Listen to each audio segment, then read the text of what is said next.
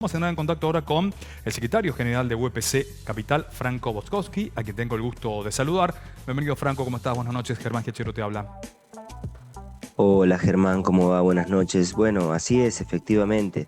No es estrictamente el gobierno niega convocar a paritarias, pero tiene que convocar una mesa laboral para discutir condiciones laborales y salariales de gremios estatales y de docentes en particular, por un reclamo que no es que hagan estrictamente los gremios en términos generales, sino que le hacen los sectores combativos de los gremios. Y esto es importante plantearlo porque nosotros, por ejemplo, desde la delegación capital de UPC, discutimos prácticamente desde que se firmó el acuerdo salarial en marzo de este año, que se había firmado con un rechazo generalizado de docentes y escuelas en la provincia, y planteábamos que desde el comienzo ya el acuerdo salarial no estaba funcionando como había planteado el gobierno, que iba a significar un adelanto de inflación, y por eso ya planteamos sistemáticamente durante el año, desde mitad del año para adelante, el reclamo de reapertura de paritarias para discutir que la paritaria no estaba no estaba teniendo el efecto sobre el salario de los docentes que el gobierno había planteado,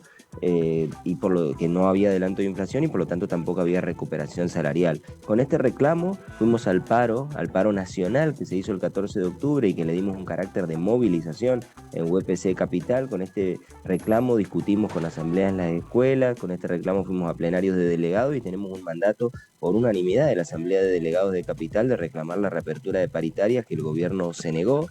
Y es este reclamo de la deliberación en las escuelas, de la discusión con los sectores antiburocráticos en las escuelas y en la delegación capital y en los docentes, entre los docentes en toda la provincia, que discutimos que queremos recuperar salario, que queremos reabrir la paritaria, a lo que el gobierno se negó, y con lo que reclamamos ahora la compensación salarial de fin de año, porque la paritaria no significó una recuperación salarial, no significó un adelanto de inflación.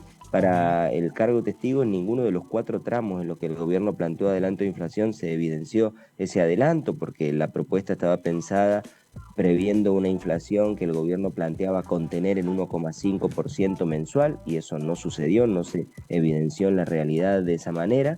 Así que esto ha tenido un efecto que no ha sido de recuperación salarial, y que tampoco se ve que la inflación, digamos, está más alta de lo que ha sido la actualización salarial. Por eso estamos en este reclamo. Nosotros desde la Delegación Capital de UPC venimos en un plan de lucha con este carácter y con esta orientación. Te dije el paro del 14 de octubre, que lo preparamos con un plenario de delegados y con una acción de lucha. Luego de esto fuimos a una movilización con gremios estatales que plantearon la rebaja en los recortes, en los descuentos que hace el gobierno provincial para la caja de jubilaciones, y nosotros le incorporamos también para el APRO, para la obra social, que es una caja mediante la cual el gobierno recauda y que impone descuentos cada vez mayores, y que ni siquiera discuten la paritaria. Es decir, tenemos una actualización salarial por un lado y después por otro lado nos actualiza los descuentos que nos hace para la obra social sin discutirlo con nadie, y son siempre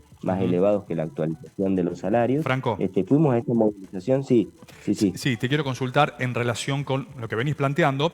¿El gobierno convocó o no convocó a UPC para negociar, para ver una actualización? ¿Fue producto del reclamo que ustedes sostienen? ¿Y en qué se diferencia el reclamo que ustedes mantienen con o lo actuado o no de la conducción provincial de UPC?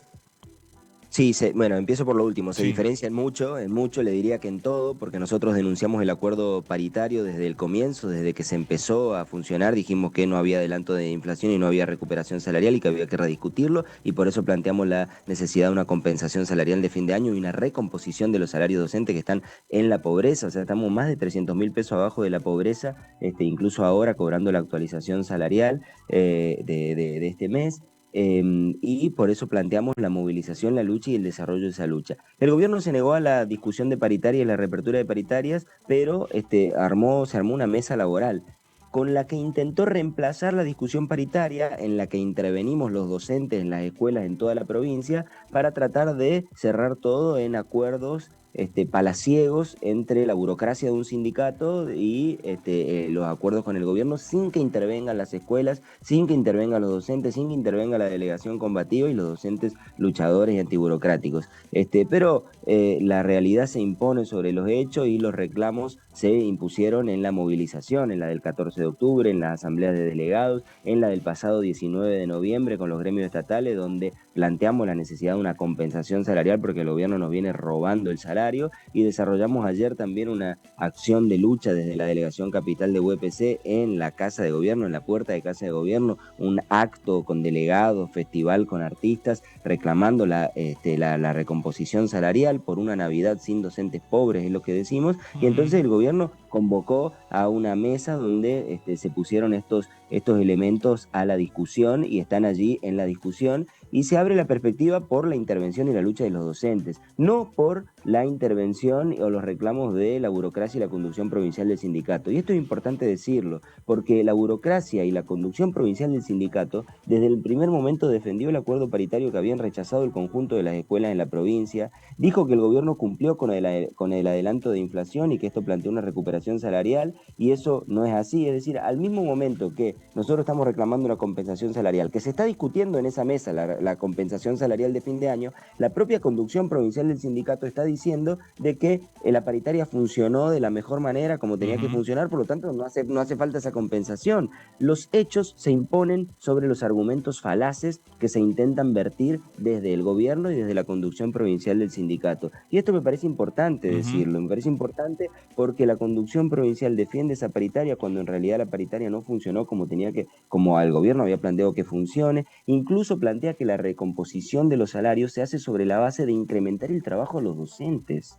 Es decir, la composición del salario no se mide en función del trabajo que usted tiene y que ese trabajo valga más. Es decir, aumentar el precio de ese trabajo para que se recomponga el salario, sino tratar de incorporarle mayor carga horaria a ese trabajo. Por eso defiende la conducción provincial del sindicato la apertura a 36 horas en secundaria, hacer el cargo que es de 4 horas en primaria a 5.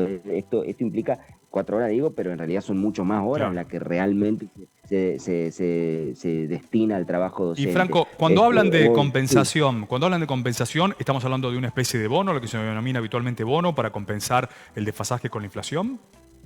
Sí, totalmente. Un bono de fin de año porque no queremos una Navidad con docentes pobres. ¿De cuánto debería ser ese bono? Nosotros planteamos un bono que es casi como si le dijera un doble aguinaldo, 1.000.000 de pesos por cargo es lo que reclamamos de bono. Nosotros esto porque hicimos cálculos nosotros en los cálculos del observatorio salarial que tenemos desde la Delegación Capital de UPC hemos visto que el salario docente perdió en términos reales de poder adquisitivo 23% desde que asumió el gobernador Yarlora. Y si lo vemos en términos acumulativos, para poder alcanzar la pobreza, el gobernador le sacó a cada docente 11.218.000 pesos a cada docente en la provincia de Córdoba, tomando como referencia el cargo testigo. Casi 12 millones, casi un año entero de salario es lo que le sacó el gobernador a cada docente en la provincia para poder alcanzar la línea de pobreza. Eso nos parece un número que hay que mostrarlo, hay que referenciarlo, y por eso decimos que la compensación tiene que ser una compensación que muestre lo que el gobierno nos viene robando, y decimos 1.000.000 de pesos por cargo. Pero es importante la discusión aquí porque hay que plantear cómo de verdad fueron los hechos, cómo de verdad funcionaron, y que hay una conducción provincial que defiende con argumentos lo que el gobierno está haciendo y no sirven esos argumentos para defender los reclamos de los docentes, y los reclamos de los docentes son los que se imponen en la realidad porque somos los que vivimos con un salario de pobreza por una responsabilidad política del gobierno que, a la par que tiene docentes en la pobreza, que tiene trabajadores en la pobreza, nos exprime cada vez más esos salarios de pobreza con mayores descuentos, mayores aportes a la caja de jubilaciones, a la obra social y ahora también al Banco de Córdoba, porque como los docentes estamos en la pobreza, financiamos la comida en cuotas, financiamos la comida en 2, 3, 6 cuotas, y esto hace que se nos engrose la deuda, y tenemos compañeros que le están debiendo al Banco de Córdoba, que es otra caja que maneja el gobierno de la provincia. Y es una situación muy grave, muy grave, que denunciamos y por eso exigimos la compensación salarial. Bien, gracias Franco por esta charla con Canal 20 Noticias. Muchísimas gracias, Germán, un saludo.